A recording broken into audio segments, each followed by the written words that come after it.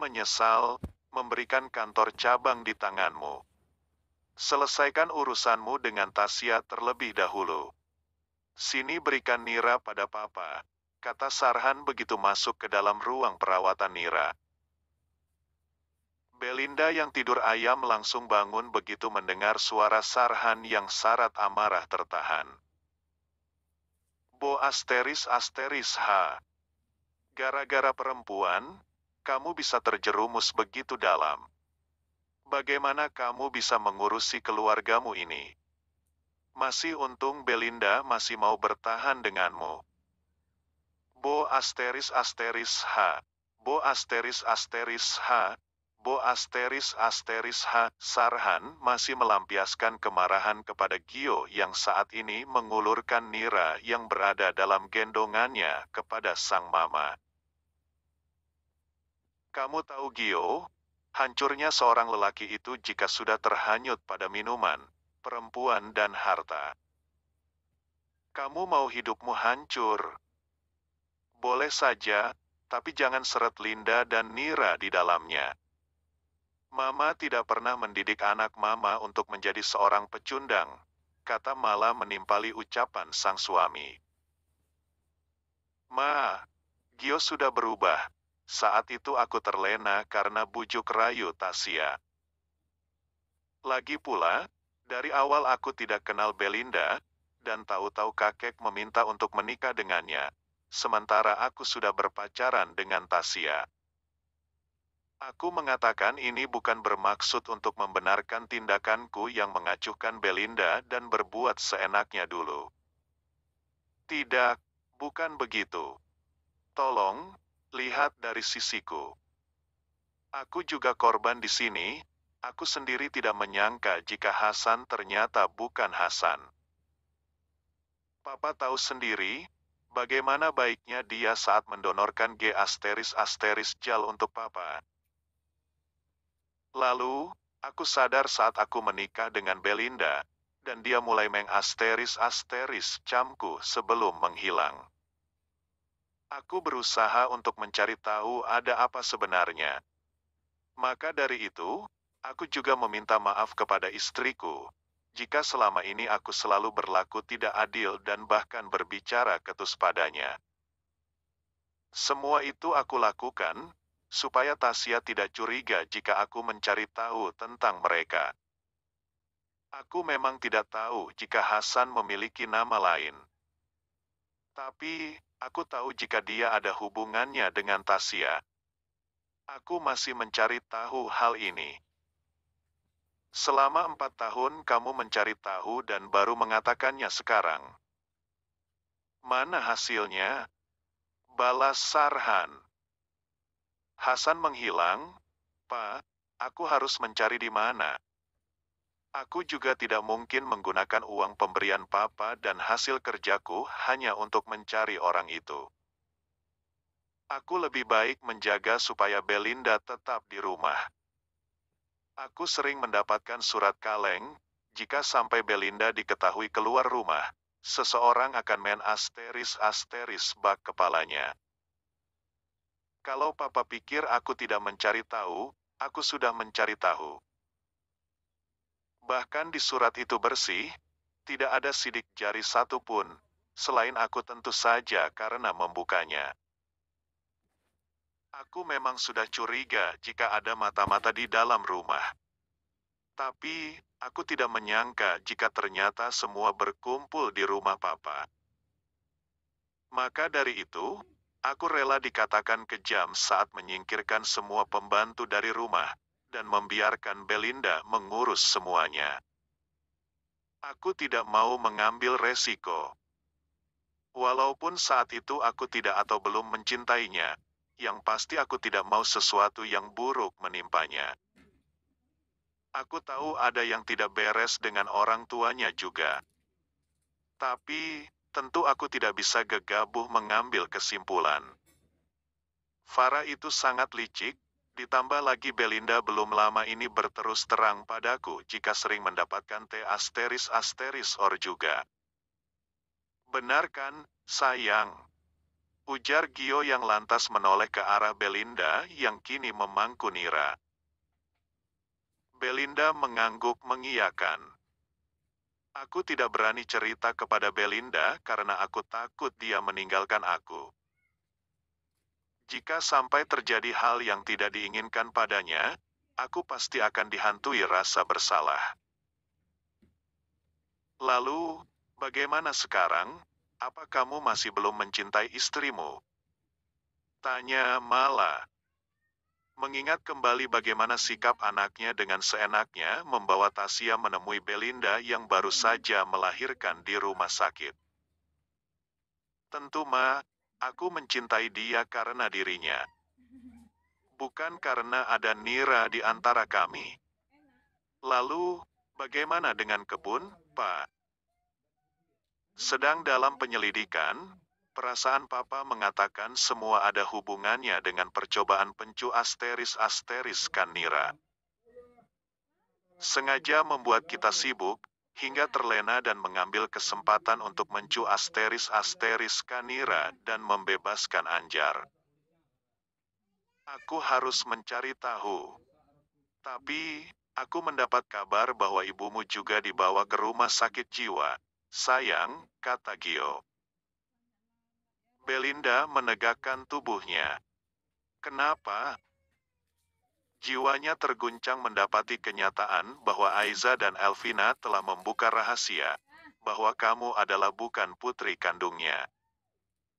Akte kelahiranmu semuanya palsu. Farah mencintai papa kandungmu, hingga sakit hati dan kemudian mencu asteris-asteris kamu. Lantas, kini kejadian yang sama juga terjadi pada Nira. Apa ada hubungannya denganku juga? Atau orang itu memiliki masalah denganmu? Entahlah, aku tidak tahu. Aku janji akan mencari tahu semuanya. Asteris, asteris, asteris. Hasan mendorong tubuh Anjar kasar, begitu pintu apartemen tertutup di belakangnya. Asteris wanita itu sampai hampir terjerembab di karpet tebal di bawah kakinya. Untuk apa kamu menyelamatkanku, jika cuma mau kamu si asteris sebegini, hah? Protes Anjar. Hasan menuding Anjar hingga jarak jari telunjuk dan mata Anjar berdekatan. Wanita itu sampai harus mengerjapkan mata dan mundur 2 langkah menghindari tangan Hasan. Pria di depannya ini bisa sangat kasar dan tidak berperasaan jika sedang tersulut emosi. Masih berani kamu bersuara? Jika bukan karena ulahmu, bayi itu tidak akan menangis dan akhirnya ada yang merebutnya.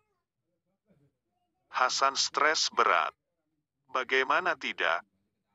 Plat kendaraan yang tadi sempat ia hafal dikendarai pria yang merebut Nira darinya juga tidak bisa ditemukan dalam database. Apakah pria itu merupakan salah satu dari musuhnya? Entahlah. Bisa jadi bayi yang ia gendong dikira adalah putranya. Lantas, pria itu bisa saja nanti akan meminta tebusan darinya. Sejak berkurangnya rasa nyeri pada alat V asteris L-nya baru sekarang ia bisa berpikir ke arah sana. Hasan lantas mengeluarkan ponsel dari saku celana dan menelepon istrinya. Sayang, kamu belum pulang. Belum? Bagaimana anak kita? Tanya Hasan lembut. Terdengar suara dengusan tidak suka dari belakang tubuhnya.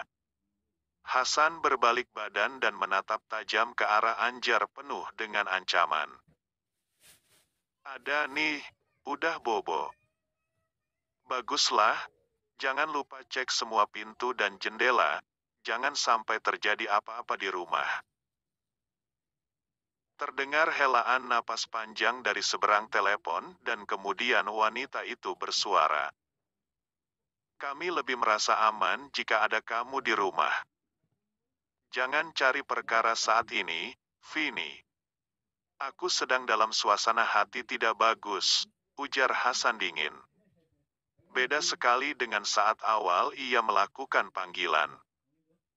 Tapi, memang begitu kenyataannya, balas Vini. Aku tutup teleponnya kalau begitu. Kamu tidurlah, jangan tunggu aku pulang. Hasan kembali memasukkan ponselnya ke dalam saku celana dan menatap Anjar yang kali ini sudah duduk di sofa dengan menyesap air mineral membalas tatapan matanya dengan dingin. Kembalikan, anakku, ucapnya dengan tatapan menusuk pada Hasan yang berdiri menjulang di depannya. Tidak sekarang. Sampai kapan? Istrimu itu sudah gila. Anak itu anakku, bukan anak kalian, bentak Anjar. Gary, Anjar, kalian sudah datang. Sapa Tasya yang kemudian muncul dari koridor. Anjar terpaku di tempat melihat penampilan kakaknya yang kusut masai. Banyak tanda cum asteris N menghiasi lehernya yang jenjang hingga ada asteris bagian atasnya yang terbuka karena ikatan jubah tidur yang tidak terlalu rekat. Wajah Mi asteris R kebiruan. Tatapannya kemudian beralih pada Hasan alias Gary. Iya, pria yang telah mengelabui Belinda dan Gio adalah Hasan Sidik alias Gary Agusto. Kamu main asteris kap kakakku di sini. Kamu benar-benar B asteris ya. Anjar yang geram melihat keadaan Tasya, lantas menyerang Gary dan memberikan pria itu puku asteris N tak berarti dengan sisa tenaga yang ia miliki. Gary tidak melawan, karena Anjar tiba-tiba jatuh pingsan di dalam pelukannya. Siapa yang menyuruhmu keluar kamar? Dasar wanita tidak berguna, bentak Gary seraya mengangkat tubuh Anjar dan membawanya menuju kamar yang lain. Ada apa dengan adikku? Tanya Tasya dengan mata membelalak panik, tidak menanggapi bentakan Gary. Jangan mengikutiku, dan masuk ke dalam kamarmu. Anjar menjadi urusanku. Lantas Gary menengok ke belakang dan mendapati asistennya berada di sana.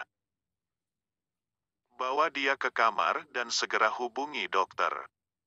Suruh pembantu masakkan sesuatu yang lembut dan hangat untuk Anjar. Asteris.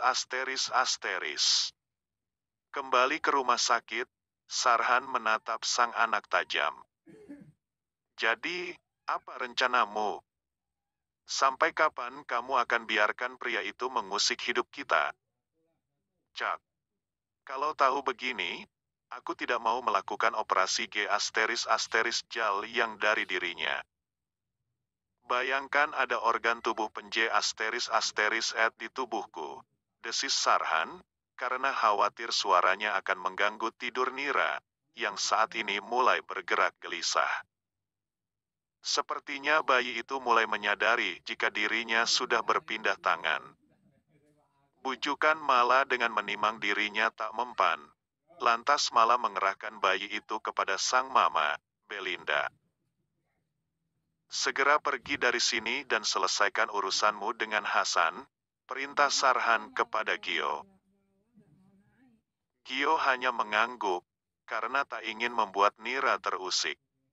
Namun, saat ia bangkit, dari duduknya bersamaan dengan bayi kecil itu membuka mata dan mencari keberadaannya. Tangan mungilnya terulur pada sang papa dan mulai merengek. Gio bersitatap dengan Sarhan, kemudian meraih Nira. Jelas untuk saat ini, pemulihan sang anak adalah prioritasnya. Jika sang putri tidak ingin ia pergi, maka ia akan tetap tinggal. Putrinya tidak hanya terluka fisik, sepertinya alam bawah sadar juga terguncang dan hanya dekapan sang papa yang bisa membuatnya tenang. Benar saja, begitu tubuhnya berpindah tangan. Nira kembali menyurukkan wajah bulatnya pada ceruk leher sang papa dan melanjutkan tidurnya. Aku tidak bisa meninggalkan dia untuk saat ini, Pak. Kesehatan fisik dan batinnya adalah yang utama untukku. Sarhan menarik napas panjang. Bagaimanapun saat ini dirinya tidak bisa mendesak Gio. Gio benar, cucunya lebih membutuhkan papanya. Sementara penje asteris Ed itu pasti bisa ditangkap oleh iparnya Yanto dan anak buahnya. Gio berjalan ke ranjang dan disusul oleh Belinda. Gio ikut berbaring dengan Nira yang memegang erat kain kemejanya, tak mau dilepas. Sementara Belinda menarik kursi merapat pada tepi ranjang. Mata keduanya saling menatap. Gio tahu sedari tadi ia belum memberikan perhatian pada sang istri. Bagaimana perasaanmu saat tes tadi, sayang? Deg-degan. Apakah bapak-bapak yang tadi itu papaku? Tanya Belinda penuh harap. Wajahnya merona saat kembali mengingat bagaimana Felix memperlakukannya dengan lembut dan penuh perhatian. Menuntunnya dengan hati-hati. Bahkan memperingatkan dan memegangi tubuhnya saat hampir saja terjerembab karena pikirannya yang bercabang pada keadaan sang anak, hingga membuatnya tidak fokus berjalan. Menurutmu, bagaimana beliau? Tanya Gio seraya mengusap-usap punggung Nira. Belinda memutus lamunan dan menatap suaminya seraya tersenyum simpul. Beliau baik, sepertinya orangnya sangat penyabar, ya. Iya, sangat sabar dan setia. Tidak sepertiku, ujar Gio dengan raut wajah bersalah menatap lekat ke arah Belinda. Belinda mengulurkan tangan dan menggenggam tangan Gio yang mengusap punggung Nira. Jangan begitu, yang penting saat ini kamu sudah mulai berubah lebih baik. Gio terharu dengan perkataan sang istri, sederhana tapi penuh makna. Begitulah apa adanya Belinda, selalu menurut dan tidak pernah membantah satu kata pun perintahnya. Gio menelan selaiva kasar sebelum berkata, berjanjilah akan selalu ada, tempatmu adalah bersamaku. Wajah Belinda semakin merona. Demi memutus tatapan dengan mata Gio yang berkaca, wanita itu menunduk dan memilih mencium punggung tangan sang suami, daripada menumpahkan tangisan haru penuh rasa syukur. Rasanya tidak ada lagi yang bisa Belinda minta, selain suami yang setia dan bertanggung jawab serta mencintai anaknya. Anak yang sempat ia tolak keberadaannya karena berjenis kelamin perempuan. Namun, lihatlah sekarang, anaknya sangat lengket dengan sang papa, daripada dengannya. Apalagi Gio kini juga berusaha mencari tahu tentang keluarga kandungnya. Ia tahu semua dilakukan oleh sang suami dengan kesadarannya sendiri, dan bukan karena campur tangan kakeknya. Kau tahu, mama kandungmu juga sedang dirawat di rumah sakit ini juga. Kalian berdua dulu terpisahkan pada saat bersamaan. Belinda lantas dengan mata membulat mendongak dan menatap sang suami tidak percaya.